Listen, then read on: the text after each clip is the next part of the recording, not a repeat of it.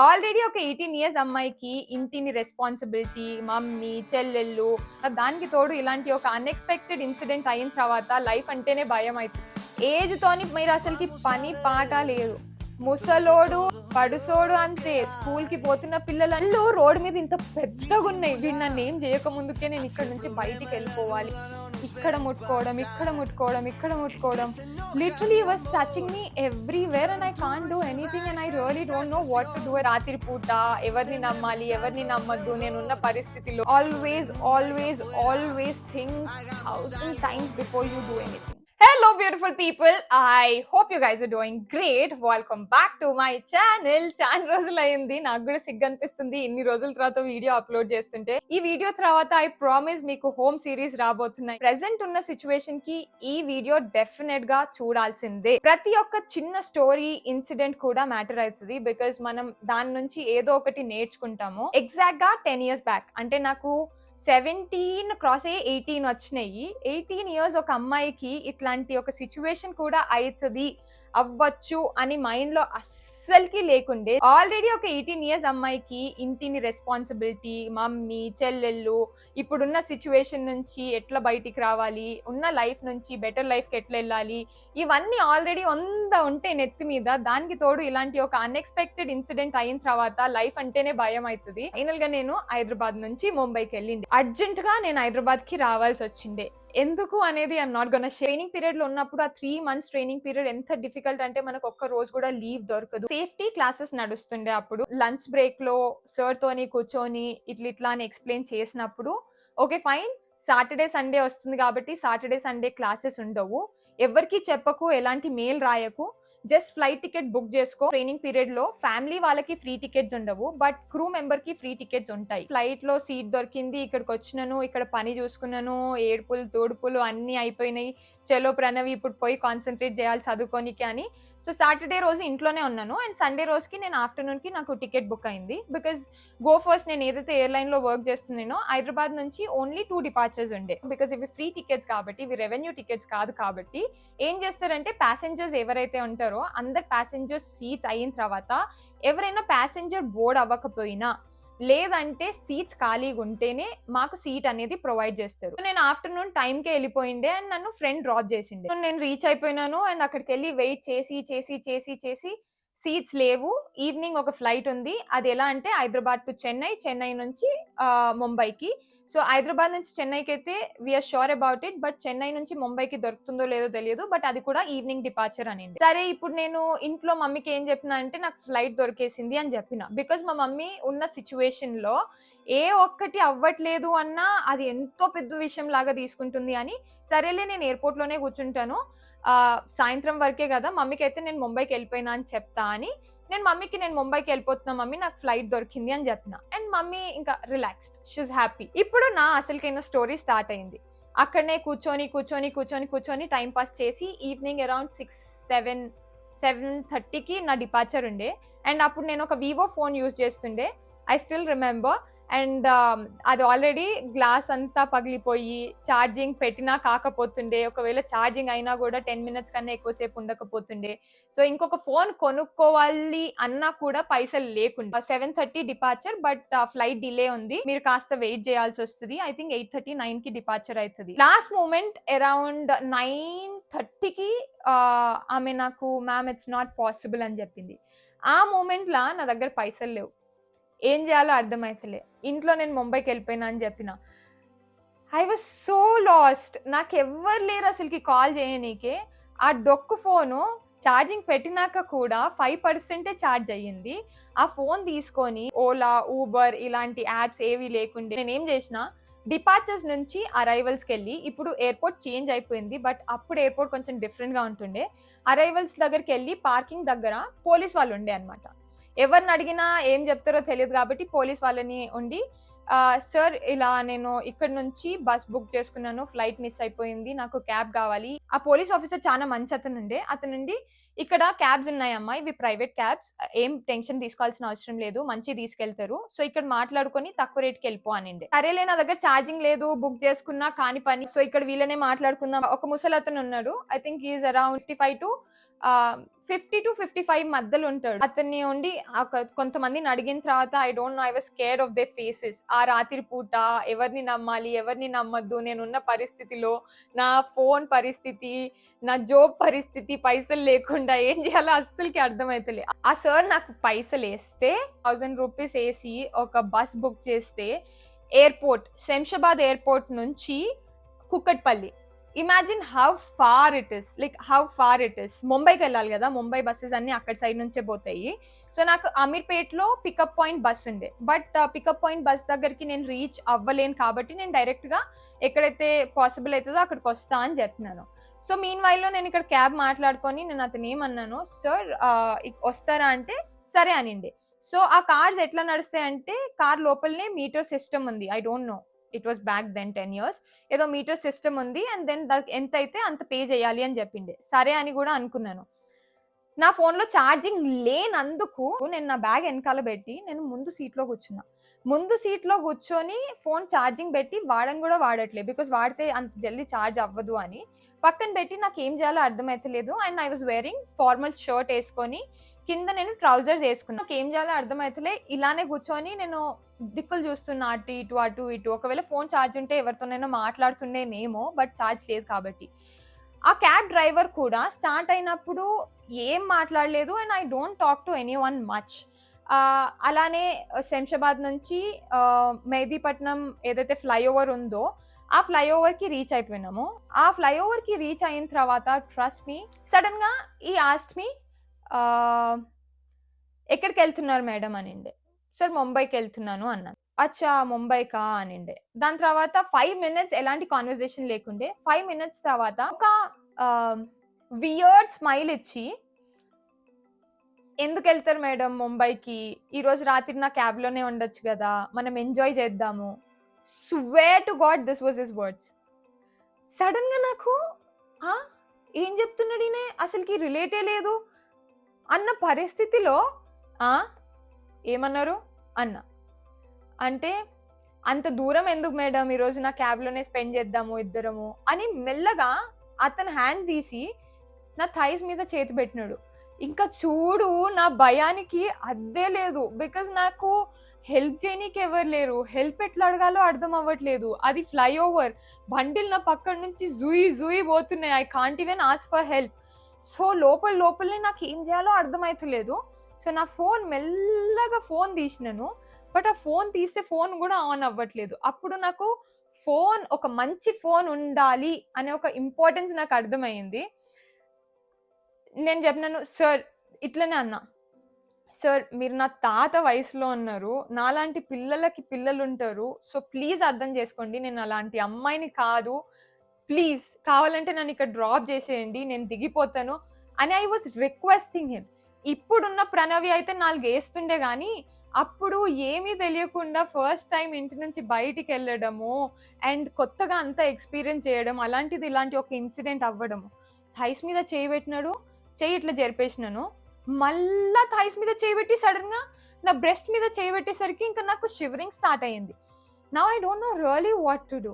So what I have done over there is, అప్పుడు కూడా నేను సీరియస్గానే మాట్లాడుతూ ఎలాంటి యాక్షన్ తీసుకోకుండా చేతిని దొబ్బేసి what I was forcing to open the door and is like నేనేం చేయ అనుకుంటానే he became quiet for some time.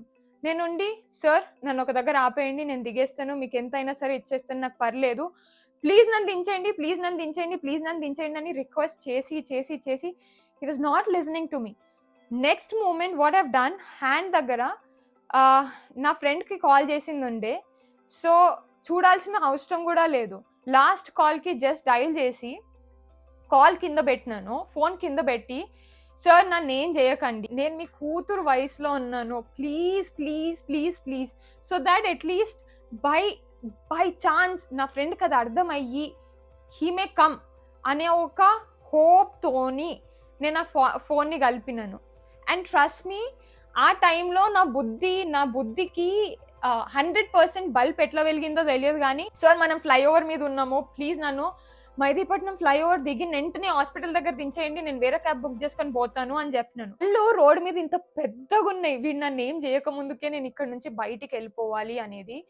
ఇక్కడ ముట్టుకోవడం, ఇక్కడ ముట్టుకోవడం, ఇక్కడ ముట్టుకోవడం, literally was touching me everywhere and I can't do anything and I really don't know what to do at that point of time. ఆ పరిస్థితిలో నా మైండ్కి ఒకటి వచ్చింది, లాస్ట్ ఫోన్ కలుపు, పక్కన పెట్టు, జస్ట్ గివ్ హిమ్ ద ఇంట్స్, ఎక్కడున్నాం, ఏం పరిస్థితి ఉంది అని.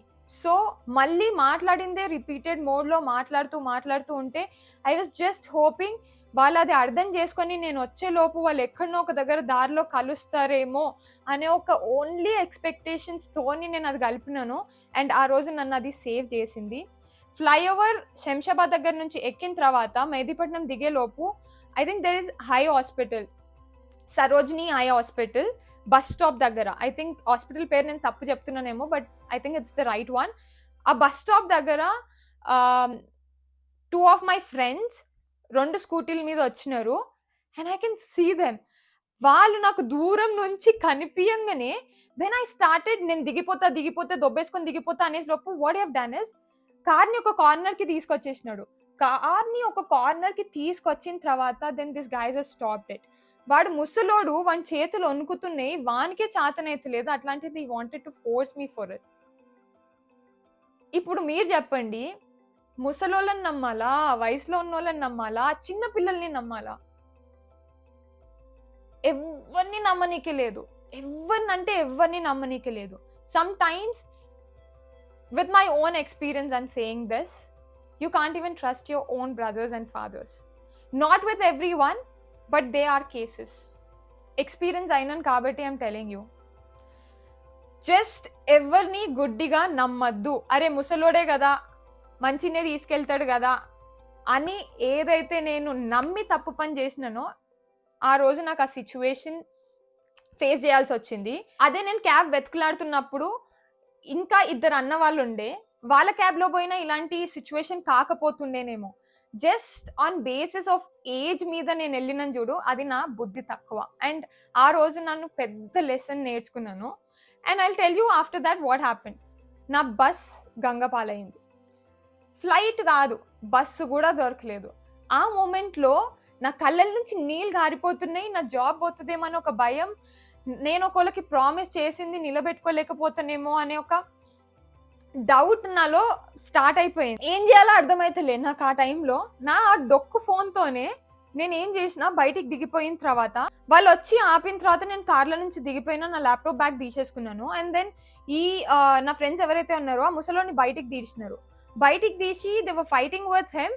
Mean while is like car మధ్యలో ఉండేసరికి వెనకాల నుంచి వస్తున్నారు కాబట్టి కార్ సైడ్లో పెడతా అని హీ రన్ హ్యావే. అప్పుడు నాకేం బుద్ధి పుట్టిందో తెలియదు, ఒక ఫోటో తీసుకున్నాను, కార్ ఫోటో నెంబర్ ప్లేట్ ఏదైతే ఉంటుందో తీసి పెట్టుకున్నా, జస్ట్ ఫర్ ద సేక్, అంతే, ఏమో యూజ్ అవుతుందేమో అనే ఒక థాట్లో తీసి పెట్టుకున్నాను. వాడు పారిపోయిండు. తిరిగి around 11 o'clock I called my instructor, I'm really sorry to disturb you, but ఇట్లా అయ్యింది incident and I don't know what to do. ఏడ్ చేస్తున్నా ఇప్పుడంటే నాకు ఇప్పుడే బికమ్ మచ్ స్ట్రాంగర్. బట్ అప్పుడు ప్రతి చిన్నదానికి ఏడుపు వచ్చేస్తుండే, ఎందుకంటే ఉన్న పరిస్థితులే అట్లాంటిది కదా. ఉన్న పరిస్థితిలో స్ట్రాంగ్గా ఉండడం, ఏడవకుండా లైఫ్లో కొంచెం ముందుకు సాగుదాం అంటుంటే ప్రతి ఒక్కటి వచ్చి పడుతూ ఉంటే ఇంకా ఏడుపు ఎట్లా ఆగుతుంది? వాళ్ళు చేస్తే ఫస్ట్ నువ్వు ఏడవకు, రిలాక్స్, ఎట్లయినా మిస్ అయిపోయింది, ఐల్ ట్రై మై బెస్ట్ నిన్ను ఆ రోజుకి సేవ్ చేయనీకే. నువ్వు ఫస్ట్ ఎర్లీ మార్నింగ్ బస్ తీసుకొని క్లాస్ రూమ్కి ఎట్లయినా సరే, ఈవినింగ్ అయినా సరే వచ్చేయి అన్నక ఆయన భరోసా ఇచ్చిండు. ఆ మూమెంట్లో నన్ను నా ఫ్రెండ్స్ పోలీస్కి కంప్లైంట్ ఇద్దామా, you want to do it అంటే, ఇప్పుడు నాకు ఎట్లయినా సరే ఆ మిడ్ నైట్లో బస్ దొరికే ఛాన్సే లేదు, ఎర్లీ మార్నింగ్ బస్ ఉంది, అప్పటి వరకు నేను చేసేది ఏం లేదు. ఈరోజు నాతో చేసినాడంటే రేపు ఇంకొకళ్ళతో కూడా చేస్తాడు, ఎందుకు అట్లా ఈడ్చిపెట్టాలా ముసలోడిని అనే ఒక థాట్తోని, ఆడ భయంతో ఎక్కడైతే ఇన్సిడెంట్ అయిందో అక్కడి నుంచి ఏడుస్తూ, సార్ ఇట్లా అయ్యింది, ప్లీజ్ రండి, ప్లీజ్ నేను అక్కడి వరకు రాలేను, మీరు రండి అని ఏడుస్తూ ఫోన్ చేసినా కూడా, ఫస్ట్ టైం ఫోన్ చేస్తే వస్తున్నాము అన్నారు, 15 minutesలో విల్ బి దేర్ అన్నారు. సరే 15 minutes అయిన తర్వాత వెంటనే కాల్ చేస్తే మంచిగా ఉండదని 30 minutes ఆగిన తర్వాత I call them. They didn't respond. I call them again. They are like, ma'am మీరే రావాలి, మేము రాలేము, ఇక్కడనే కదా మీరే వచ్చేయండి అనిండే. ఆ బాధలో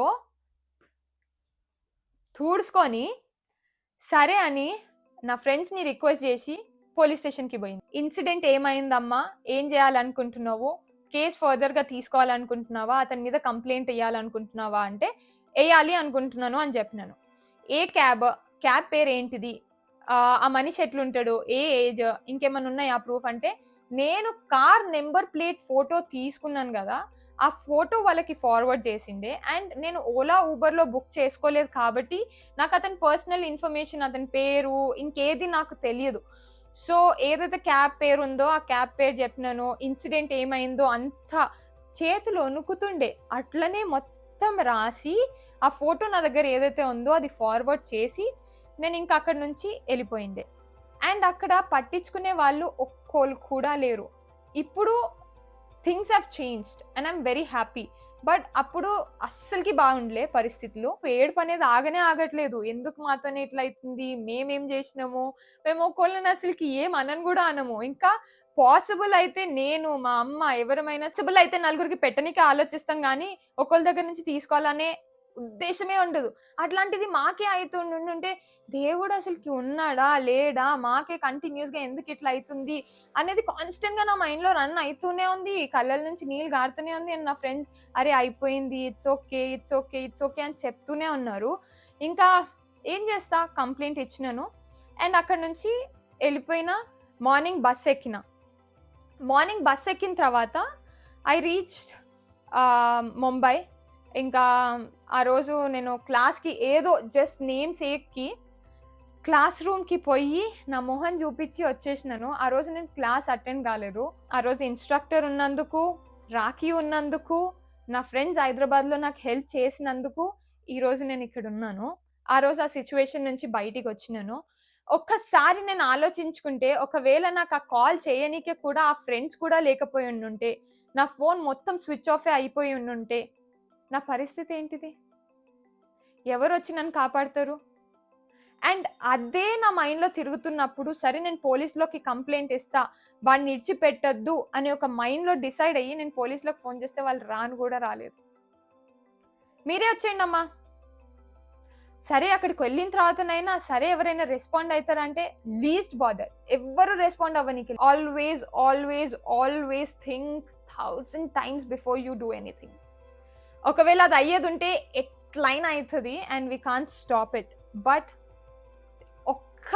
ఒక్కటి today I want to say, అమ్మాయిలైనా అబ్బాయిలైనా there is no age criteria for safety. Trust మీ.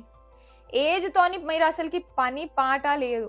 ముసలోడు అమ్మాయిని చూసి చేస్తున్నాడు, పడుసోడు అంతే, స్కూల్కి పోతున్న పిల్లలు అంతే. మొన్న నేను ఒక రీల్ చూసినాను, చిన్న పిల్లగాడు, I think is in first or second standard, hand gestures చూపియడము and everything. Seriously first second class ఉన్న పిల్లగాడు అది చూపిస్తున్నాడంటే అర్థం చేసుకోండి మనం ఏడున్నాము అని, వాళ్ళ చూపులు ఏడున్నాయి అనేది. సో ఎంత డిస్టెన్స్ మెయింటైన్ చేయాలో అంతే డిస్టెన్స్ మెయింటైన్ చేయండి. ఎవరిని నమ్మద్దు. అండ్ ప్రజెంట్ అవుతున్న సిచ్యువేషన్స్లో అసలుకి ఎవరిని, ఆడోళ్ళని, మోగోళ్ళని, ముసలోళ్ళని, పడుసోళ్ళని, ఆంటీని, చెల్లెల్ని, తమ్ముడిని, ఆ వయసులో ఉన్న వాళ్ళని ఎవరిని నమ్మదు. నేను అనుకొని మాట్లాడతా, బట్ వానికి ఏం ఇంటెన్షన్స్ ఉన్నాయో తెలియదు కదా. So we don't know, so don't trust anyone, don't. And present అవుతున్న సిచ్యువేషన్లో అయితే పెళ్ళి మీద ఇంట్రెస్టే పోయింది, నిజం చెప్తున్నా. I'm not kidding, but I'm 28. I'm really scared as hell. ఏమవుతుందో తెలియదు, ఎట్లయితుందో తెలియదు. ఇట్లా ఒక్కోళ్ళం ఉండడమే బెటర్. వై? ఉన్న ప్రాబ్లమ్స్లో ఇంకొక ప్రాబ్లం తెచ్చుకొని సఫర్ అవ్వడం ఇంపార్టెంటా, లేదంటే ఉన్న లైఫ్ని లీడ్ చేస్తూ హ్యాపీగా ఎట్లనో అట్లా బతికేయడం ఇంపార్టెంటా? Oh there 1000 doubts in our head and I don't know నేను ఎట్లా ఓవర్కమ్ అవుతానో. But please be safe. రాత్రిపూట స్పెషలీ క్యాబ్లో ట్రావెల్ అయితే live location, cab details, driver details, everything తెలిసిన వాళ్ళకి ఇద్దరికైనా షేర్ చేసుకొని పెట్టుకోండి. సో అమ్మకు కూడా ఈరోజే తెలియబోతుంది. So girls and boys everyone please be safe. Love అని చనిపోవడాలు, ఎవరినంటే వాళ్ళని నమ్మడం, don't do all of that. మనకి మనమే ఇంపార్టెంట్, గుర్తుపెట్టుకోండి. ఏదెటైనా సరే ఒకవేళ మీరు మ్యారేజ్లో హ్యాపీగా లేకపోతే ప్లీజ్ అక్కడి నుంచి జరిగిపోండి, కానీ don't harm your self and don't hurt your family. బయట ఎవరైనా ఏమన్నా ఇస్తే తినకండి. నో నో, ఈరోజు ఎట్లా నమ్మనికే లేదు. ఏం కల్పిస్తారో తెలియదు. బ్లాక్ మ్యాజిక్ అని కొంతమంది చేస్తున్నారు, కొంతమంది యాసిడ్లు కలుపుతున్నారు. ఏది నమ్మాలా, ఎవరిని నమ్మద్దు. Don't, just trust your self and your family. అంతే, అంతకు మించి no one. I'm repeating, no one. Simple, very clear. ఆ రోజు